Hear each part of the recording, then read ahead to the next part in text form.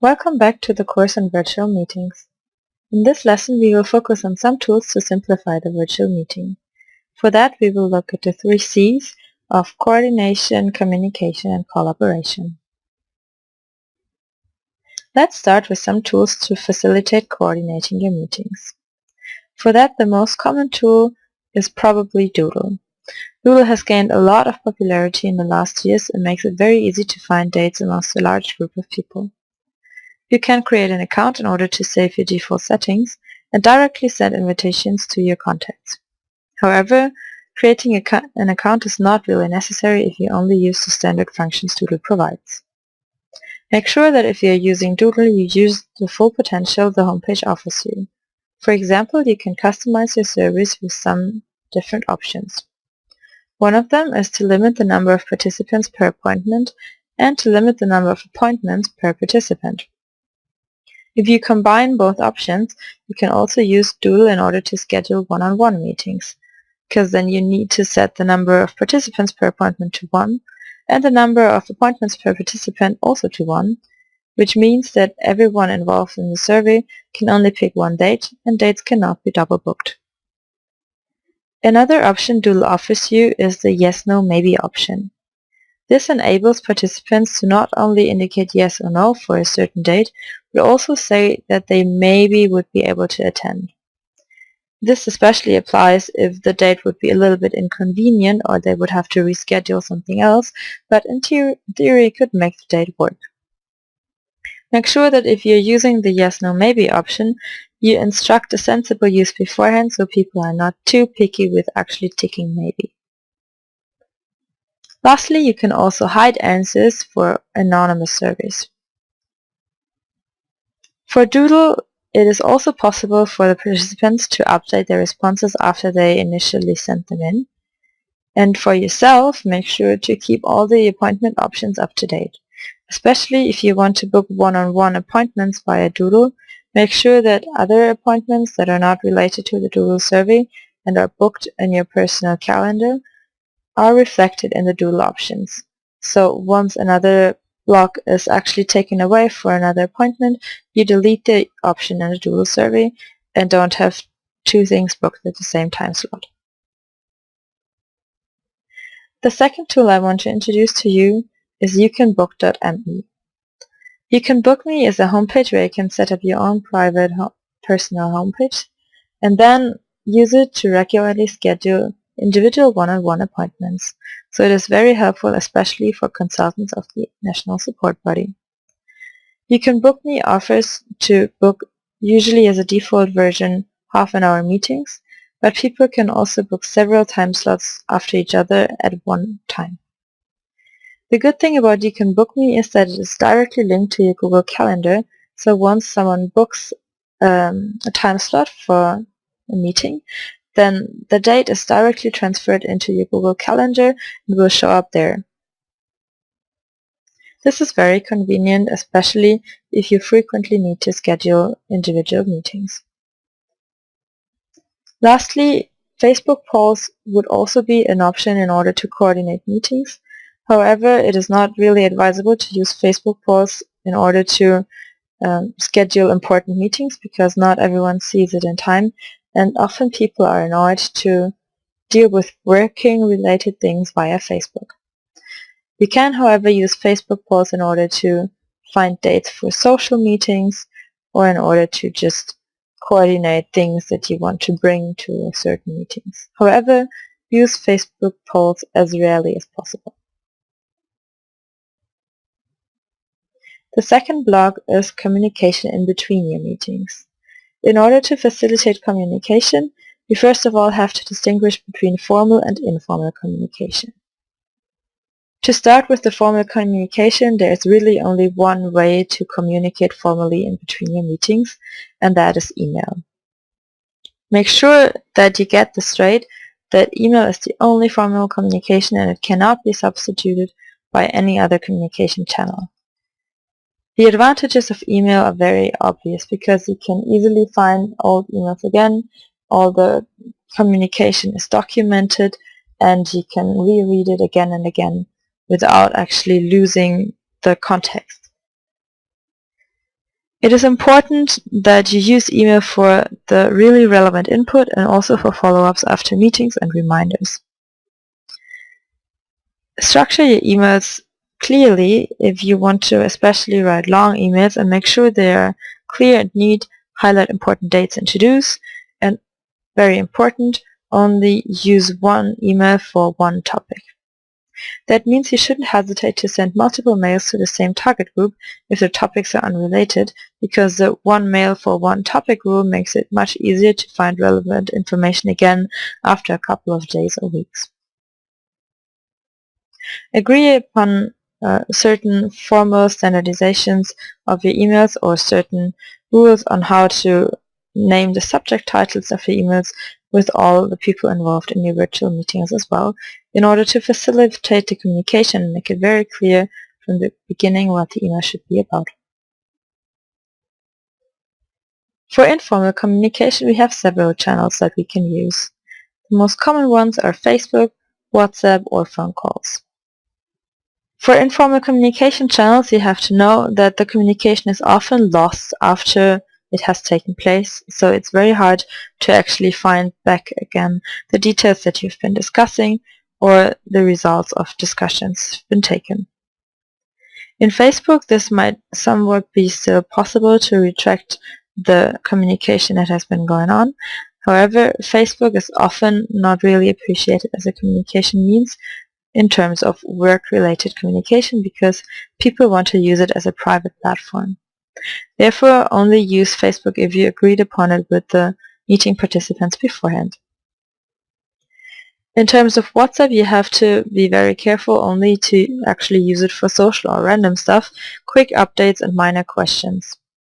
Make sure that you're not spamming people with 50 or more messages a day, because then they get really annoyed and don't look in the WhatsApp group anymore.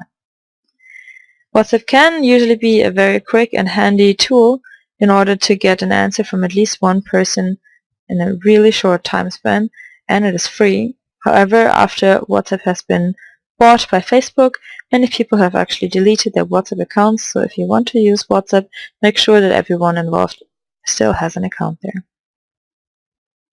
In terms of phone calls are probably the quickest and easiest way in order to solve discussions or check on information that you need in order to carry on working. Therefore, phone calls are the most advisable tool for informal communication, and you should really encourage everyone in your virtual team to pick up the phone more often and just really clarify everything via phone, because then there are no misunderstandings and it's easier and quicker than typing or texting back and forth multiple times. The last block that we will be looking at is collaborating and preparing the meeting. For that, we also have a number of tools that can support the work. First of all, Google Drive is already very popular in order to collaborate in the realm of ISAC. Google Drive actually offers you a lot of opportunities with Google Spreadsheets, Google Forms, etc. You should use Google Forms in order to gather input, especially before a meeting, or also gather input from other people that you can then use in your meeting.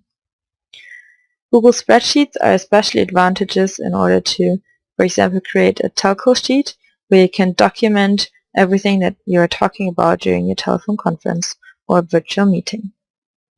For that, your telco sheet should have a lot of features that are really necessary in order to structure it well. First of all, your team should be able to insert agenda input for the telephone conference so that everyone is involved in what the meeting will be about and important topics are definitely addressed.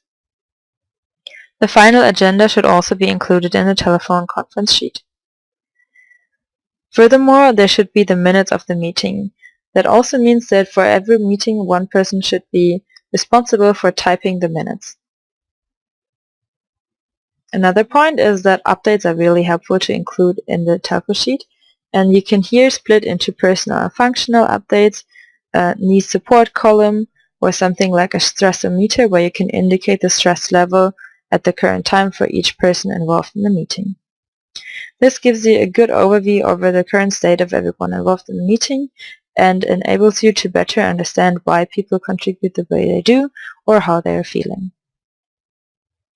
The update section should be filled out by everyone until a certain deadline before the actual meeting so that you can still check what everyone was typing before the meeting actually starts.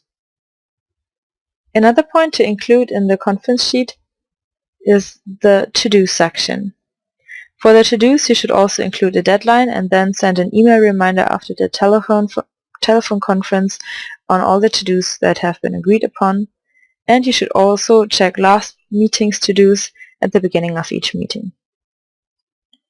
Furthermore, you can also include reminder sections, a column where you indicate when the next meeting will take place, and a parking lot in your conference sheet. You should always have a master tab for the conference sheet that you can then copy for every meeting and name the new sheet according to the meeting date. The next tool that you can use to collaborate is online mind mapping tools. This is especially helpful if you want to brainstorm in a virtual team or if you want to work on ideas not only during the meeting but over a certain period of time. Online mind mapping tools usually enable several people to log in and work on the same mind map at the same time, and then also to adjust it and download it afterwards. There are a large number of online mind mapping tools. Some of them are mind42.com or bubble.us. Both tools are more or less similar in the functionality. Mind42.com looks a little bit more structured and clearly spaced, and bubble.us is more colorful and easier to use and drag and drop new fields. Lastly, the tools offer the same functionality. You should always create an account in order to access your online mind map at a later point in time as well, and in order to share it with other people so that you can actually collaborate on the mind map. However, creating an account is free in both options, and it does not come with any strings attached. The next tool that you can use to collaborate is Trello.com. This is actually similar to Podio.com, which is another tool that you can use, and both Trello.com and Podio.com actually are tools in order to collaborate in a virtual team. They offer things like to-do lists, project timelines, and sharing tasks with other people. They can also be used in order to track the progress of other people and just to generally organize projects and team tasks. You can look into the further functionalities of Trello.com or Podio.com by yourself and decide whether you want to use it in your team or not. If you are torn between Trello.com or Podio.com, I would advise you to use Podio as it is already applied in ISAC, for example, on the level of ISAC International. Then it's easier to also collaborate internationally. Lastly, let's look at some rules to live by. The first and most important rule is to keep it simple. You should never flood everyone with thousands of tools and communication channels, because then people will be confused and will probably not notice everything that you are sending around via communication channels, will not be able to track all the tools, and will generally just not find the tool that they are currently looking for. The second thing is to have clear rules when to use which tool and how frequently you expect people to check it. For example, if you have a telco tool, then you can set the rule to always update the update section, like one day before the meeting, and then also check the meeting minutes one day after the meeting or directly after the meeting, so that people are always up to date. The last rule is to organize your tools, especially if you use a lot of tools on Google Drive. Organize them in folders and make sure that everyone has access to the relevant tools and can find them easily. Because a tool will not help you or will not simplify your virtual work if you're simply not able to find it and therefore not retrieve the information that it holds. Those were all the information towards tools to simplify your virtual meetings. I hope you found them useful, and I wish you best of luck for your virtual work. In the next session, you will learn some do's and don'ts to consider when doing virtual meetings, and it will be the wrap-up of the course on virtual meetings.